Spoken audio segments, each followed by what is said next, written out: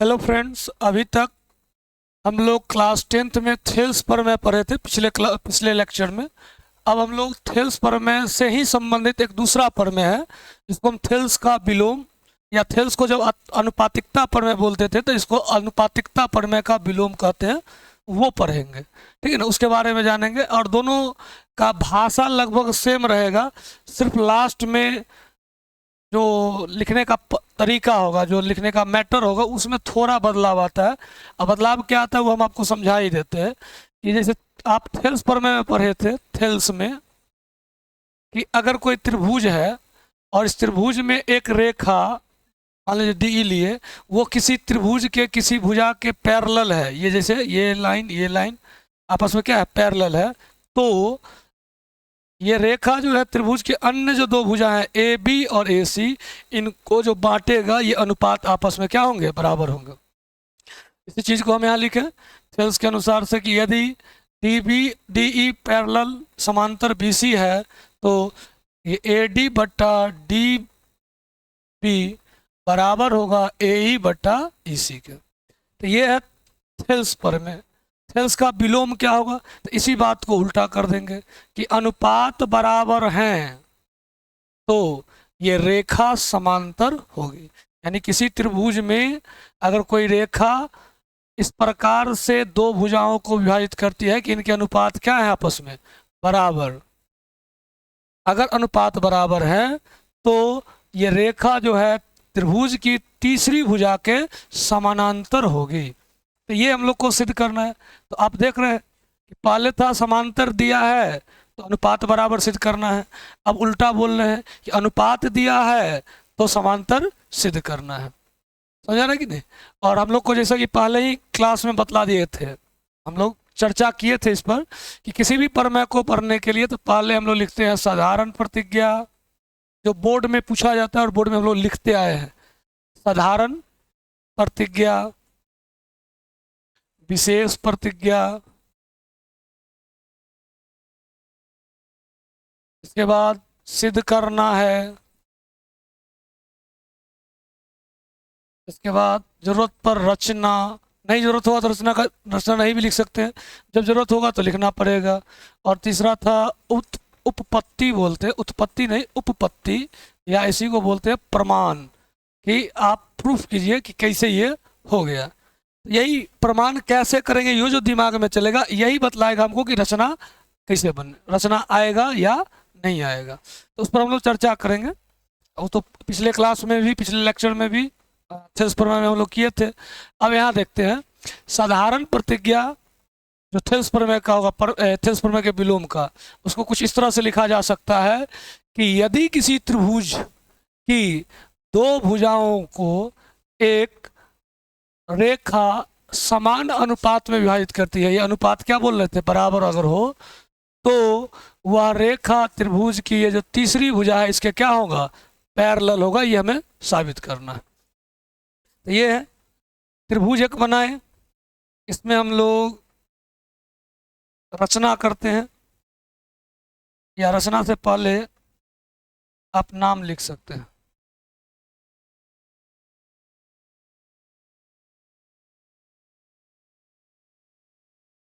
नाम लिख देते हैं A B C D E, और यहाँ पहले लिख लेते हैं हम लोग विशेष प्रतिज्ञा।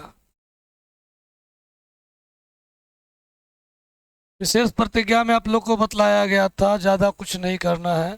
साधारण प्रतिज्ञा में जो तो वाला पार्ट, इससे ऊपर के भाग को हम लोग क्या मानते हैं, विशेष प्रतिज्ञा। तो यहाँ बोला गया किसी त्रिभुज, हम माने ए बी सी त्रिभुज, तो किसी त्रिभुज यानी किसी को भी बुलाना तो साधारण बात है, और किसी का नाम लेके बुलाना, राम श्याम, तो वो क्या है, विशेष लोग को बुलाना। तो वही चीज़ है कि जब त्रिभुज का नाम नहीं है तो वो क्या है, साधारण प्रतिज्ञा। और जब बोल दिए कि माना कि ए बी सी त्रिभुज है जिसमें एक रेखा डी ई त्रिभुज की दो भुजाओं को क्या करता है, समान अनुपात में बांटती है, तो ये अनुपात आपस में क्या है, बराबर दिया गया है, तो ये कहलाएगा क्या चीज, विशेष प्रतिज्ञा। तो यहाँ लिखते हैं माना कि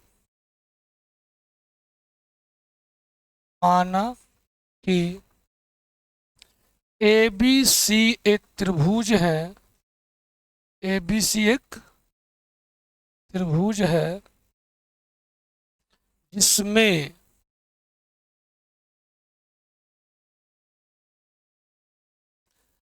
रेखा डीई त्रिभुज की अन्य भुजा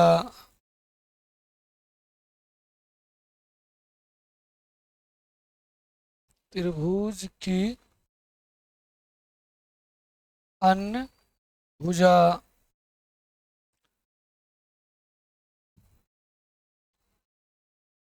ए बी एवं ए सी को इस प्रकार बांटती है, इस पर बांटती है कि ए डी बट्टा डी बी बराबर ए ई बट्टा है। मतलब ये किस प्रकार बांटा, ये रेखा इसको बांटा कि ये ए डी बट्टा डी बी और ए ई बट्टा ई सी क्या है, बराबर है, ये विशेष प्रतिज्ञा में है। तो सिद्ध क्या करना है, अगर बांटती है तो सिद्ध करना है कि जो बांटने वाली रेखा है, कौन है रेखा, रेखा है डी ई, इसी दो भुजा को बांटती है। तो ये रेखा त्रिभुज की तीसरी भुजा बी सी के क्या है, पहले तो सिद्ध करना है कि जो डी ई रेखा होगी वो समांतर है किसके, तीसरी भुजा के समानांतर है। तो ये हमें सिद्ध करना है। इससे पहले वाले में थेल्स में क्या था, थेल्स में था कि ये रेखा समांतर है, ठीक है, तो हम सिद्ध करते थे कि ये अनुपात बराबर होंगे। यानी जो यहाँ दिया गया था विशेष प्रतिज्ञा में वो अब आ गया सिद्ध करना में, जो सिद्ध करना था थेल्स में वो चला गया अब थेल्स के विलोम में विशेष प्रतिज्ञा। बेसिक अंतर आपको समझना है, बेसिक अंतर जब आप समझ गए तो एक याद है दूसरा अपने आप हो जाएगा, ठीक है ना। इसके बाद सिद्ध करना के बाद आता है हम लोग का रचना। तो चूंकि आप देख के आपको लगा है कि सेम प्रोसेस चलने वाला है जैसे हम लोग थेल्स में चले थे, तो रचना में वही प्रक्रिया को अपनाना है। ये अनुपात बराबर दिया है, अनुपात का बराबर यूज करके हमको सिद्ध करना है कि लाइन पैरेलल है। तो सबसे पहले तो ये लाइन पैरेलल होगा, तो हमारे हमारे ध्यान में क्या चल रहा है, नाइन्थ का थ्योरम कि दो समांतर रेखा के बीच में अगर त्रिभुज है तो उसके क्षेत्रफल क्या होते हैं, बराबर। और क्षेत्रफल अगर कैसा हो बराबर हम लोग सिद्ध कर दिए किसी प्रकार से, तो हम ये बोल सकते हैं कि लाइन पैरेलल है, ये भी तो हो सकता है। तो ये तो भुजा का अनुपात बराबर दिया है, इसका प्रयोग करके हम ये साबित करने का प्रयोग करेंगे कि क्षेत्रफल बराबर है। अब भुजा का अनुपात दिया है यानी भुजा का प्रयोग तो त्रिभुज के क्षेत्रफल में करते हैं, और त्रिभुज के क्षेत्रफल के लिए हमको चाहिए क्या चीज, ऊंचाई, लंब, यहाँ लंब है ही नहीं, तो इसलिए रचना आवश्यक हो जाता है। तो हम लोग यहाँ रचना कर बनाते हैं, और रचना में क्या था कि D से हम लोग AC पर लंब डाले थे, और फिर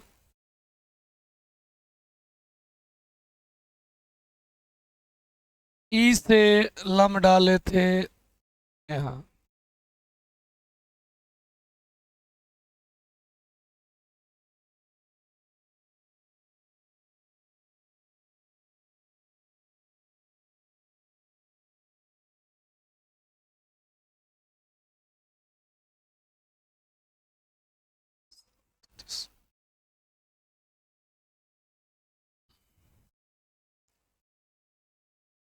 ठीक, नेक्स्ट B को E से मिलाए थे ताकि ये त्रिभुज बन जाए हमको DBE। तो इसी दो भुजा के बीच में ये त्रिभुज बनेगा, मतलब ये वाला लाइन और इस लाइन के बीच में। और इधर से देख लेते हैं तो इधर से इसको मिला देते हैं हम लोग,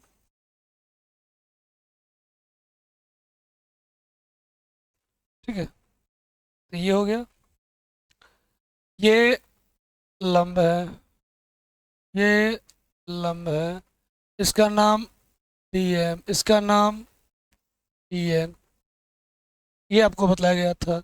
और तब रचना में क्या लिखते हैं कि रचना में लिखते हैं हम लोग कि भुजा, त्रिभुज के भुजा ए बी और ए सी पर क्रमशः ई एन और डी एम लंब डाला तथा डी को सी से तथा बी को ई से मिलाया। तो इसको लिख देते हैं हम लोग, पहले भी लिखे हैं, कोई दिक्कत नहीं होना चाहिए। यहाँ लिखते हैं त्रिभुज के भुजा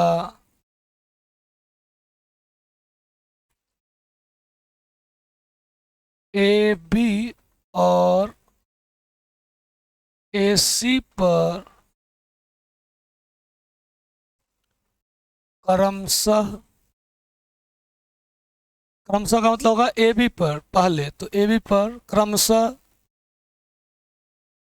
बिंदु ई से ई एन तथा बिंदु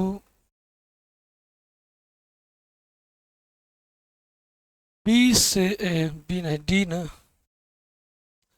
बिंदु डी से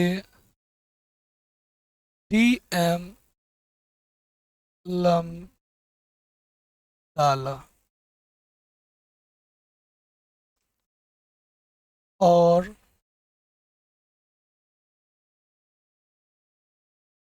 बी से ई को और डी से सी को मिलाया ना, देख लेते हैं। बी को ई से और डी को सी से मिलाया और बी को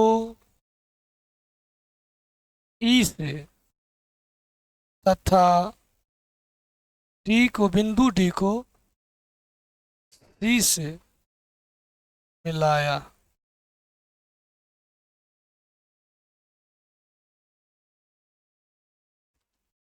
तो ये भाषा में लिख दिया गया। जो यहाँ पर वर्क, एक्स्ट्रा वर्क किए, यहाँ से त्रिभुज बोला था सर प्रतिज्ञा में, लेकिन ये सब जो मिलाए हैं ये हम लोग क्या किए, एक्स्ट्रा वर्क किए। तो एक्स्ट्रा वर्क को हम लिख दिए, तो वही कहलाता है रचना। और एक्स्ट्रा वर्क का उपयोग क्या है, इसको सिद्ध करने में हमको वो हेल्प करेगा, सोचने में, ठीक है ना, हेल्प करेगा।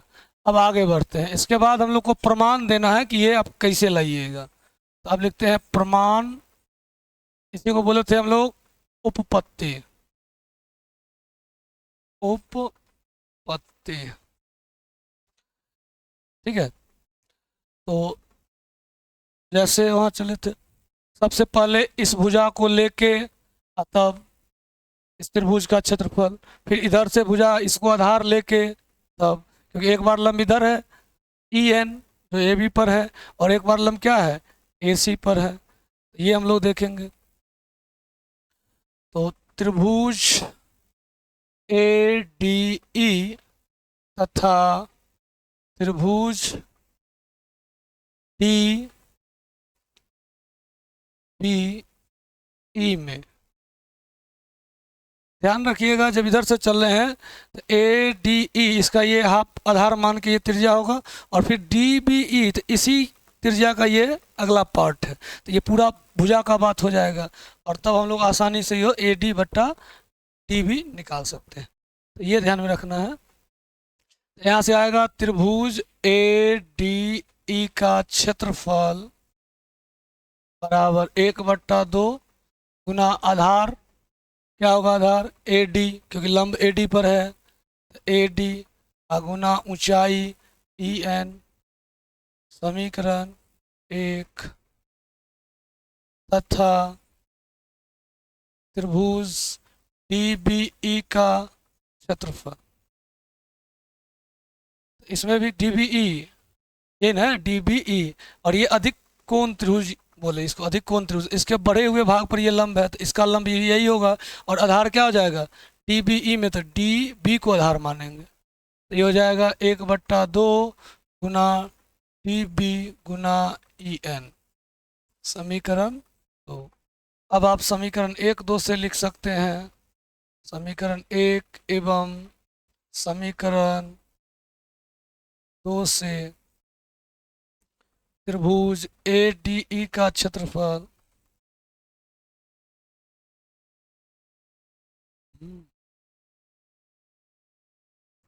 त्रिभुज ADE का क्षेत्रफल बट्टा त्रिभुज DBE का क्षेत्रफल बराबर, ये रखिए 1/2 गुना AD गुना EN बट्टा 1/2 गुना DB गुना EN, खत्म।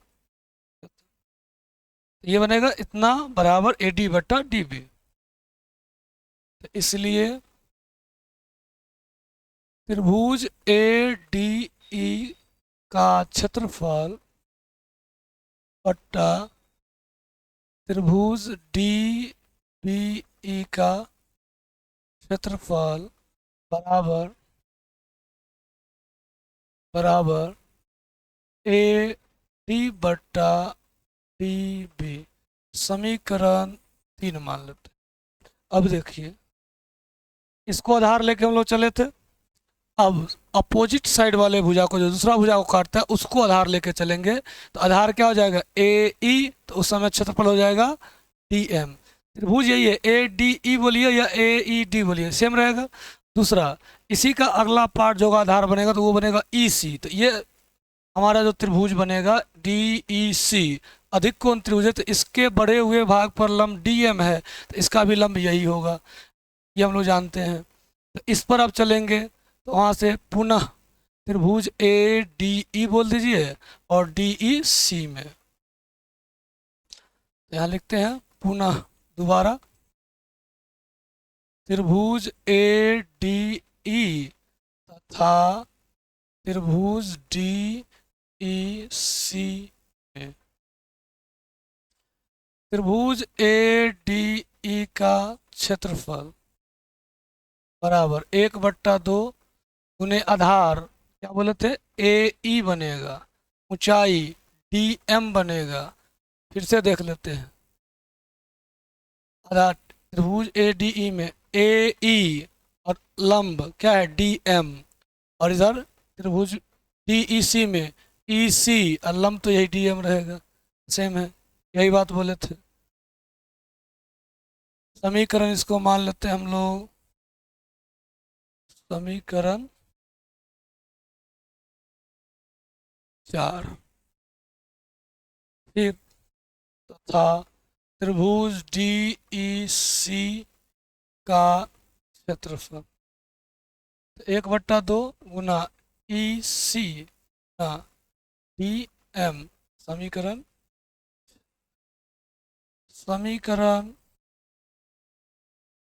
4 एवं समीकरण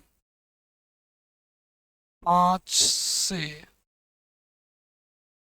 क्या बनेगा, त्रिभुज ADE का क्षेत्रफल बट्टा त्रिभुज DEC का क्षेत्रफल बराबर 1/2 गुने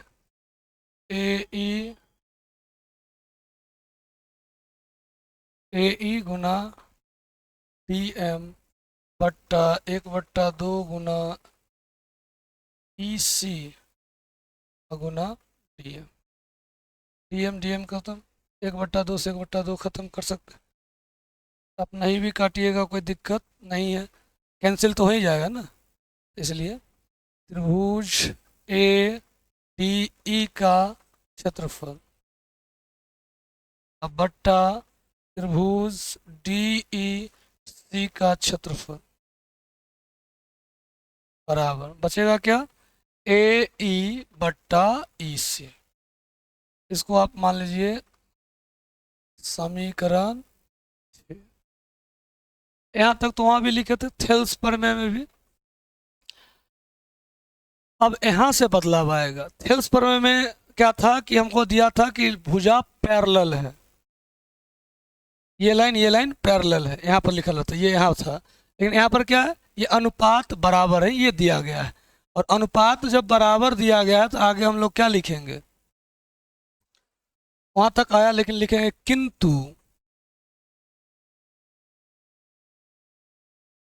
दिया गया है, या आप ऐसे भी लिख सकते हैं विशेष प्रतिज्ञा से दिया गया है कि, क्या दिया गया है, AD बट्टा DB बराबर है AE बट्टा EC के। ये क्वेश्चन खुद दिया है, आप देख लीजिए विशेष प्रतिज्ञा में, यहाँ पर है ना ये तो बराबर क्वेश्चन कह रहा है। यहाँ भी देख लीजिए कि दो भुजाओं को एक रेखा समान अनुपात में बांटती है, तो यही ना समान अनुपात है, तो अनुपात समान है, तो ये तो दिया गया है। और जब अनुपात समान है ये, तो थोड़ा आप पीछे जाके देखिए, तो समीकरण 3 में AD बट्टा DB इस क्षेत्रफल के अनुपात के बराबर है और AE बट्टा EC इस क्षेत्रफल के अनुपात के बराबर है। तो समीकरण 3 और 6 से हम लिख सकते हैं ना, AD की जगह पर ये, AD बट्टा DB की जगह पर ये, और AE बट्टा EC की जगह पर ये वाला लिख सकते हैं। तो इसको हम लिखते हैं यहीं पर, किंतु ये इसीलिए, या इसलिए छोड़ दीजिए, डायरेक्ट लिख देते हैं।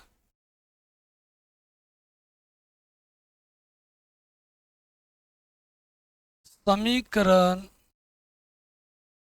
3 एवं समीकरण 6 से इसलिए लगा ही देते हैं, इसलिए कि ये दिया है, इसलिए इस समीकरण को देख के हमको लगा कि हम लिख सकते हैं, और तब AD बट्टा DE लगता है त्रिभुज इतना और इतना का क्षेत्रफल, यानी त्रिभुज इसके जगह पर AE का क्षेत्रफल अब बट्टा त्रिभुज DBE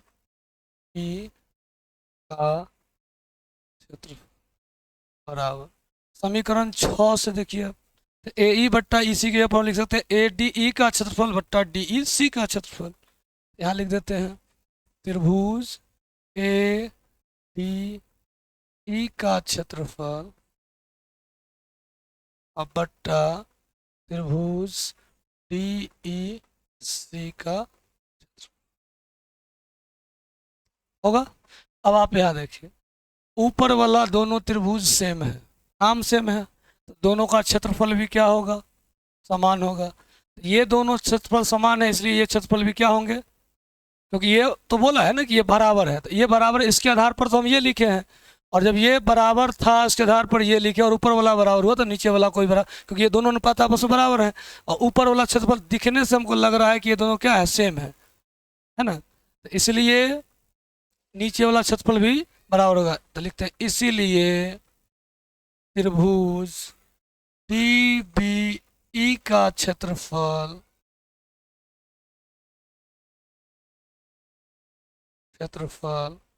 बराबर होगा त्रिभुज DEC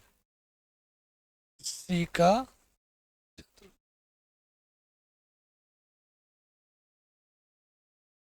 अब देखिए क्षेत्रफल आ गया बराबर। नौवां में पर में हम लोग क्या पढ़े थे कि अगर एक ही आधार और एक ही समांतर रेखा के बीच दो त्रिभुज बना है तो उनका क्षेत्रफल बराबर होगा। अब इसी भाषा को रिवर्स कर देते हैं कि यदि दो त्रिभुज का क्षेत्रफल बराबर है और उसका आधार एक ही है, तो जो दो रेखा के बीच में त्रिभुज बने हैं वो रेखा आपस में क्या होगी, समांतर होगी। यहाँ देख लीजिए, है ना, तो ये वाला त्रिभुज और ये वाला त्रिभुज का बात हो रहा है, ये तो कॉमन दोनों में है, तो ये दोनों क्षेत्रफल आपस में क्या होंगे, बराबर। ठीक है, और इस ये जो DE रेखा है वो इस त्रिभुज में भी है, DEB में भी और DEC में भी, तो ये दोनों में कॉमन है, इसलिए ये आधार एक हो गया, और ये इसका दोनों त्रिभुज का जो सिरा है तो वो BC पर ही, BC रेखा पर ही जाके क्या हो रहा है, खत्म हो रहा है, यहाँ पर खत्म हो रहा है, यानी इसी रेखा दोनों के बीच में ये त्रिभुज है। इसका मतलब कि अगर क्षेत्रफल बराबर है और भुजा कॉमन है तो ये दोनों रेखा क्या होंगे, पैरेलल होंगे।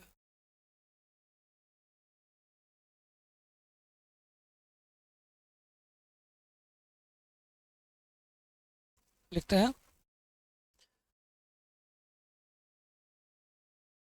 चूंकि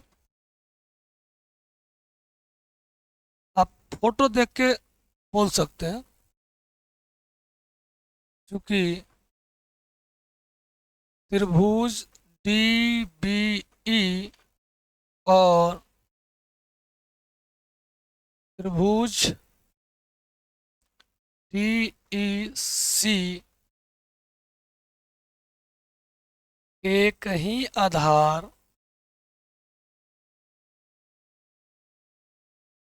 पर क्या है, स्थित त्रिभुज है। स्थित त्रिभुज है। हम तो ये बतला दिए कि एक ही आधार पर है, आधार एक हो गया, और क्वेश्चन खुद बतला दिया कि क्षेत्रफल क्या है, बराबर है। एक ही आधार पर बने त्रिभुज जिसके क्षेत्रफल बराबर होंगे, वो जो जिस रेखा के बीच होगा वो रेखा क्या होगा, समांतर होगा। तो इसीलिए T E parallel B C प्रमेय उत्पन्न हुआ।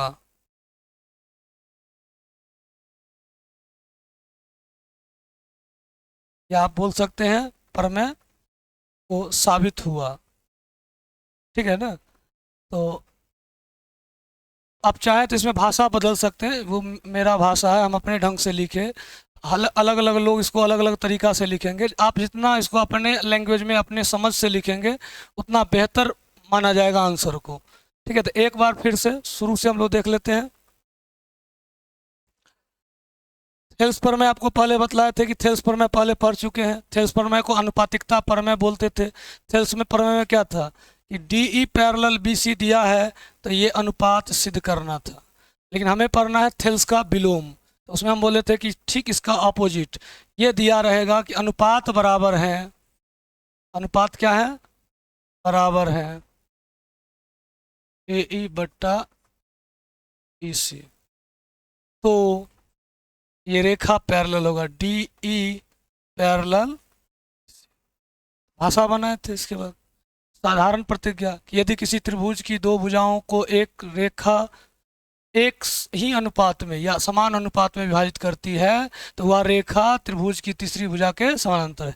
ये त्रिभुज है, इसको इसके दो भुजा को ये डी ई रेखा विभाजित किया, तो ये अनुपात बराबर हैं, तो ये रेखा जो है इसकी तीसरी भुजा जो बी सी है इसके क्या होंगे, पैरेलल होंगे।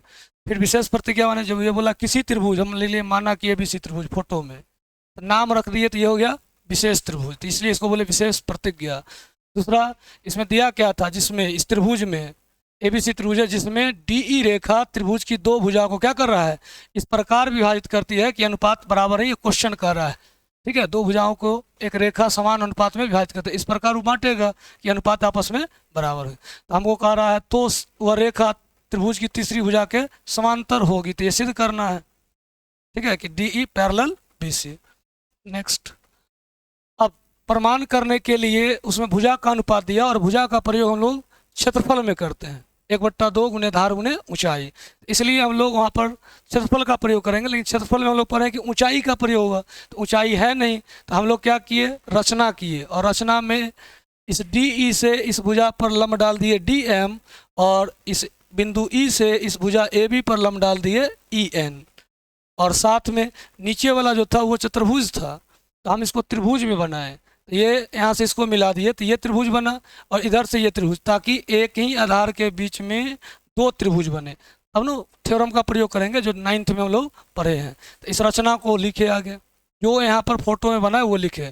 त्रिभुज के भुजा ए बी और ए सी पर क्रमशः बिंदु ई से ई एन और बिंदु डी से डी एम, डी से डी एम और कहाँ गया, बिंदु ई से ई एन लंब डाले, और इसके बाद डी को सी से और बी को ई से मिलाया, तो ये लिख दिया मिलाया।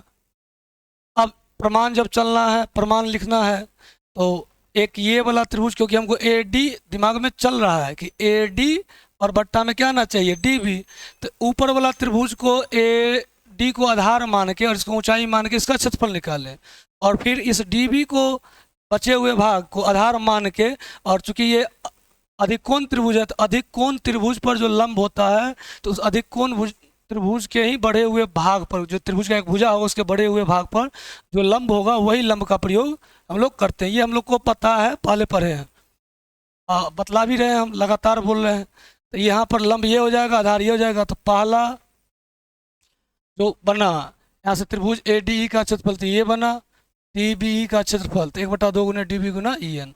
और तब ये दोनों त्रिभुज को दिमाग में हम लोग का क्या चल रहा है कि ए डी बट्टा डी बी आ जाना चाहिए, क्योंकि वहाँ क्वेश्चन में हमको दिया है विशेष प्रतिज्ञा में ए डी बट्टा डी बी और ए ई बट्टा ई सी बराबर है।